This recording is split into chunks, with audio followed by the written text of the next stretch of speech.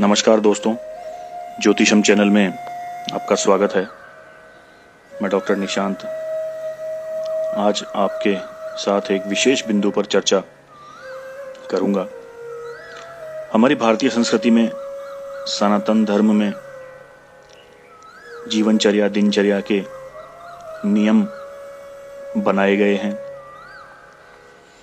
उनमें हमें यह बताया जाता है कि यह कार्य हमें किस तरह से करना चाहिए जिससे हमें शारीरिक, मानसिक, बौद्धिक, आर्थिक रूप से लाभ प्राप्त हो। उसी क्रम में भोजन करने के नियम निश्चित किए गए हैं हमारे जो ऋषि मुनि थे कि हमें भोजन में किन किन नियमों का पालन करना चाहिए। उसके बारे में आज आपको मैं स्पष्ट करता हूं, ध्यान से सुनें। चैनल को सब्सक्राइब जरूर करें और वीडियो को लाइक जरूर करें क्योंकि पसंद तो आने वाला है आपको। ये देखिए, भोजन से पूर्व अन्नपूर्णा माता की स्तुति करके उनका धन्यवाद देते हुए तथा सभी भूखों को भोजन प्राप्त हो ऐसी प्रार्थना ईश्वर से करके फिर भोजन करना चाहिए। गृहस्थ व्यक्ति के लिए प्रातः और सायंकाल 2 समय ही भोजन का विधान है। दिन में बार बार कुछ खाना ठीक नहीं है। दोनों हाथ, दोनों पैर और मुख, इन 5 अंगों को धोकर ही भोजन करने वाला व्यक्ति निरोगी और दीर्घजीवी रहता है। हाथ धो करके, दोनों पैर धो करके, मुख धो करके फिर हमें भोजन करना चाहिए, जिससे कि हमारे हाथ पैरों पर कोई भी या चेहरे पर किसी भी तरह का संक्रमण हो, कीटाणु हो तो वो साफ हो जाता है धोने से। और वह जो संक्रमित करने वाले जो कीटाणु होते हैं वह शरीर में नहीं जाते हैं अगर हम धो करके खाना खाते हैं तो। भीगे हुए पैर करके खाना खाने से आयु में वृद्धि होती है। पैर धो करके खाना खाने से आयु में वृद्धि होती है।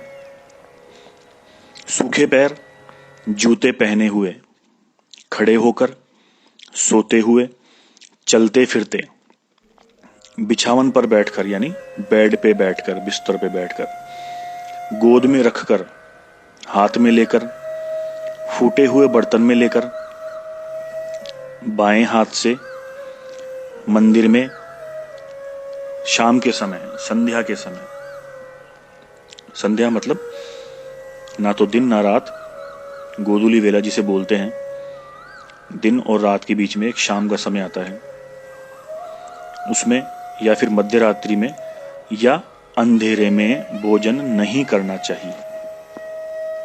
हमारी सनातन संस्कृति में, भारतीय संस्कृति में इन स्थितियों में भोजन करना मना है।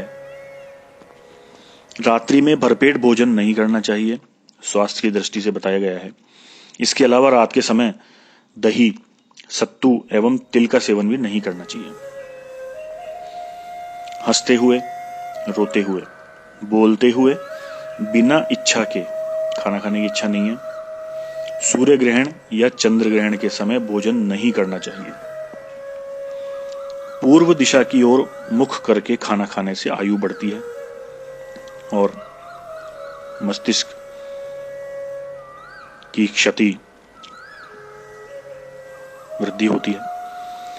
इसलिए हमें पूर्व दिशा की ओर मुख करके खाना खाना चाहिए। बच्चों को भी यही कहना चाहिए, विद्या प्राप्ति होती है, दिमाग तेज होता है। उत्तर की ओर मुख करके भोजन करने से आयु तथा धन की प्राप्ति होती है।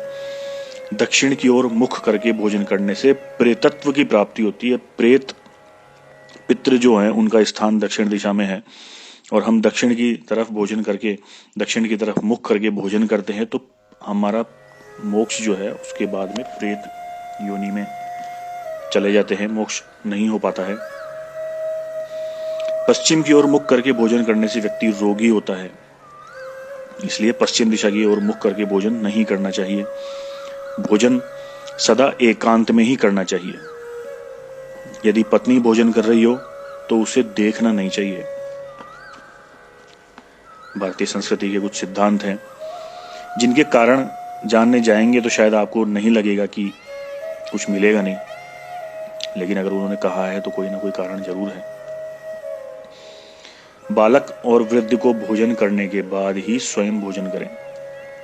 घर के बच्चे और बूढ़े भोजन कर लें, उसके बाद ही खुद को भोजन करना चाहिए। बिना स्नान पूजन किए बिना, हवन किए बिना भोजन नहीं करना चाहिए। आज हम हवन तो नहीं कर पाते हैं, लेकिन पूजन और स्नान तो करते ही हैं।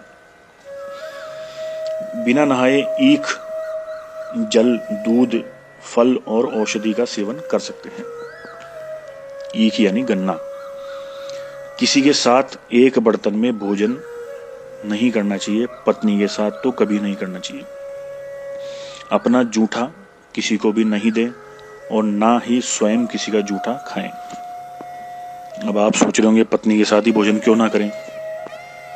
पति पत्नी दोनों एक साथ एक थाली में भोजन करते हैं ना, भोजन विष बन जाता है, ऐसा शास्त्रों में कहा गया है। कारण क्या है ये पता नहीं है, ये स्पष्ट नहीं किया गया है, लेकिन इसके पीछे कोई ना कोई जरूरी कारण है। तभी हमारे पूर्वजों ने, हमारे ऋषि मुनियों ने इस बात को बहुत ही मजबूती के साथ कहा है। रविवार के अलावा कांसे के बर्तन में भोजन करने से आयु, बुद्धि, यश और बल की वृद्धि होती है। परोसे हुए अन्न की निंदा नहीं करनी चाहिए। जैसा थाली में आ गया उसकी निंदा नहीं करनी चाहिए। जैसा भी हो प्रेम से भोजन कर लेना चाहिए। सत्कार पूर्वक खाए गए अन्न से बल और तेज की वृद्धि होती है। सम्मान पूर्वक जो भी थाली में आ गया उसका सेवन करें, उससे बल और तेज की वृद्धि होती है। ईर्ष्या, भय, क्रोध, लाभ, राग तथा द्वेष के समय किया गया भोजन शरीर में विकार उत्पन्न करता है और रोग को आमंत्रित करता है। भोजन करते टाइम ना तो किसी से ईर्ष्या करनी चाहिए, ना किसी का डर होना चाहिए, ना कोई गुस्सा आना चाहिए, मन में किसी के तरह का लालच भी नहीं होना चाहिए, राग द्वेष नहीं होना चाहिए। यदि इस तरह की मानसिकता रख करके भोजन करते हैं तो निश्चित रूप से रोग में वृद्धि हो जाती है, रोग आमंत्रित करता है शरीर। भोजन से पहले मीठा खाना चाहिए, बीच में नमकीन एवं खट्टी चीजें तथा अंत में कड़वे पदार्थ खाने चाहिए। यह क्रम बहुत ही सुसज्जित तरीके से सैद्धांतिक पूर्वक बताया गया है। इसका संबंध पाचन क्रिया से है, इसलिए इस क्रम का पालन जरूर करना चाहिए। कोई भी मिष्टान पदार्थ जैसे हलवा, खीर, मालपुआ आदि देवताओं एवं पितरों को अर्पण करके ही खाना चाहिए। आप ध्यान दीजिए, देवताओं के साथ पितरों का भी नाम लिया है, क्योंकि पितृ हमारे घर के देवता हैं और भगवान तो खैर है ही सृष्टि के पालन करता, इसलिए दोनों का नाम लेना चाहिए। पितरों को सिर्फ अमावस्या पे याद नहीं करना चाहिए। आप जब भी घर में कोई मिष्ठान बनाएं तो देवताओं और पितरों दोनों को भोग लगाना चाहिए। जल, शहद, दूध, दही, घी, खीर और सत्तू को छोड़कर कोई भी पदार्थ संपूर्ण रूप से नहीं खाना चाहिए, अर्थात बिल्कुल थोड़ा सा थाली में जरूर छोड़ देना चाहिए, बिल्कुल थोड़ा सा, एक कण ही हो। जिससे प्रेम न हो उसके यहां भोजन कभी नहीं करना चाहिए। ये बात पहले भी लागू होती थी और ये बात आज भी लागू होती है, लेकिन अगर इस विचार पे चलें कि किसी से प्रेम ना हो तो उसके यहाँ भोजन नहीं करना चाहिए, तो फिर आदमी भूखा ही रह जाएगा। क्यों? आजकल लोगों के मन में आपस में प्रेम नहीं है, सिर्फ दिखावा है। ठीक है, अपनी अपनी सोच है, लेकिन सिद्धांत जो है वो मैंने आपको यहाँ स्पष्ट किया है।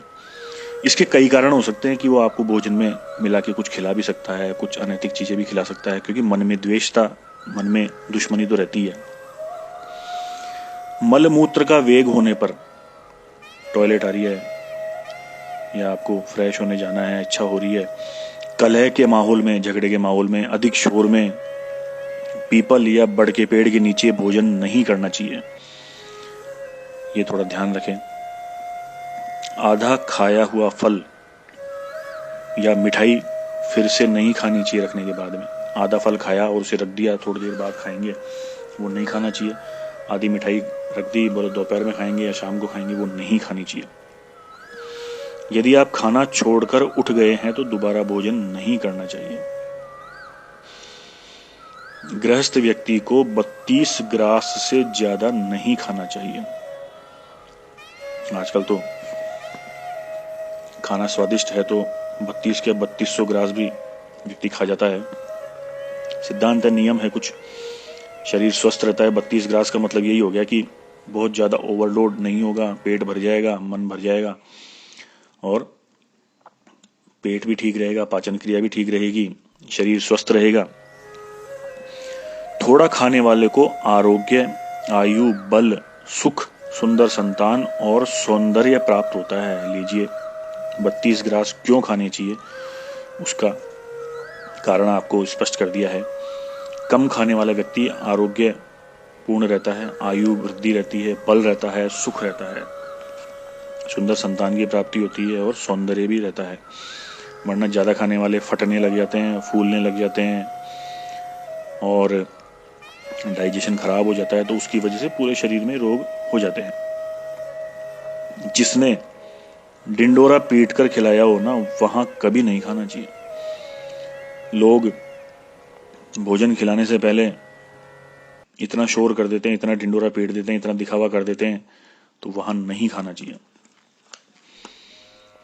कुत्ते का छुआ हुआ रजस्वला स्त्री का परोसा गया, श्राद्ध का निकाला गया। बासी भोजन मुंह से फूंक मारकर ठंडा किया हुआ, मुख से फूंक मार के ठंडा करते हैं ना, वो जिस भोजन में बाल गिरा हुआ हो, अनादर से आया हुआ भोजन, अवहेलनापूर्ण परोसा गया भोजन कभी नहीं करना चाहिए। जिसके लिए आपने मना कर दिया या कोई आपको अनादर करके भोजन करा रहा है, कुत्ते का छुआ हुआ, रजस्वला स्त्री का परोसा हुआ, श्राद्ध का निकाला हुआ, इस तरह के भोजन, बाल गिरा हुआ भोजन नहीं करना चाहिए। किन किन का भोजन नहीं करना चाहिए? कंजूस व्यक्ति का भोजन कभी नहीं करना चाहिए, क्योंकि वो भोजन भी कराता रहता है, मन में कुड़ता भी रहता है, तो आपके पेट में दर्द होना है ना, निश्चित है। किसी चरित्रहीन के साथ भोजन नहीं करना चाहिए। शराब बेचने वाले का दिया हुआ भोजन भी कभी नहीं करना चाहिए। सबसे जरूरी बात, भोजन बनने वाला जो कि भोजन बनाता है, स्नान करके शुद्ध मन से मंत्र जाप करते हुए ही रसोई में भोजन बनाए। सबसे पहले 3 रोटियां अलग निकाल कर रखे, गाय, कुत्ते और कोए की। उसके बाद फिर अग्निदेव को भोग लगाकर ही घर वालों को भोजन कराना चाहिए। पूर्वजों ने कहा है, जैसा खाए अन्न वैसा होए मन। भोजन बनाने वाला चाहे कोई भी हो, अगर उसके मन में गुस्सा है, राग है, द्वेष है, क्रोध है या किसी भी तरह की कुटिलता है और वो उस समय खाना बना रहा है, तो वो कुटिलता सारी खाने में आ जाती है और वो खाना उस कुटिलता से, उस चालाकी से, गुस्से से भरपूर हो जाता है और उस भोजन को फिर जो भी खाता है ना, वो सारी नकारात्मकता उन खाने वालों में चली जाती है। आपने देखा होगा कि घर में सब कुछ होते हुए भी सबके आपस में विचार नहीं मिलते, झगड़े होते हैं, वो उसी के कारण होते हैं। इसलिए प्रसन्न मन से खुश रह करके भोजन बनाना चाहिए। वास्तुशास्त्र की दृष्टि से भी देखें तो टॉयलेट के पास में या टॉयलेट की दीवार के साथ लग करके रसोई घर इसीलिए निषेध बताया गया है कि पूरे घर में सबसे ज्यादा नकारात्मकता टॉयलेट में होती है। राहु केतु का निवास होता है वहां पे, इसलिए उसके बराबर में या उसकी दीवार से हटते हुए कभी भी किचन नहीं बनानी चाहिए, क्योंकि उसकी सारी नकारात्मकता फिर हमारे सूखे जो हमारा रसोई का भोजन होता है उसमें आ जाता है और वो जो खाने वाले हैं उनमें भी चला जाता है, शारीरिक मानसिक रूप से उनको प्रभावित करता है। इसलिए भगवान का नाम लेते हुए प्रसन्न मन से भोजन बनाना चाहिए, ताकि बच्चे खाते हैं, बूढ़े खाते हैं, सब स्वस्थ रहें, दिमाग अच्छा रहे, चलता रहे। इस तरह आपको मैंने भोजन करने के कुछ नियम बताए जो वास्तव में काम करते हैं, कारगर हैं, आप करके देखें। तो आपको तुरंत चमत्कार तो नहीं दिखेगा, लेकिन कुछ वर्षों में अगर आपने ये नियम अपना लिया, कुछ वर्षों बाद ही आप में और आपके परिवार में बहुत सुंदर प्रभाव दिखेगा, जिसके वजह से उन्नति भी होगी घर में, आर्थिक, मानसिक, शारीरिक, बच्चों की पढ़ाई अच्छी चलेगी। इसमें आपको किसी तरह का डाउट हो तो आप मुझे कमेंट में जरूर बताएं और चैनल को सब्सक्राइब जरूर करें, वीडियो को लाइक करें और शेयर जरूर करें अपनों तक, ताकि अगर कोई कुछ इसमें सुधार करना चाहे अपनी जीवनचर्या में तो इस वीडियो के द्वारा कर सकता है। बेल आइकन प्रेस जरूर करें, बेल आइकन प्रेस करके ऑल पे क्लिक करें, ताकि आपको आने वाले इसी तरह के नैतिक शिक्षा के वीडियो मिलते रहें, साथ में ज्योतिष की वीडियो भी आपको मिलते रहेंगे। धन्यवाद।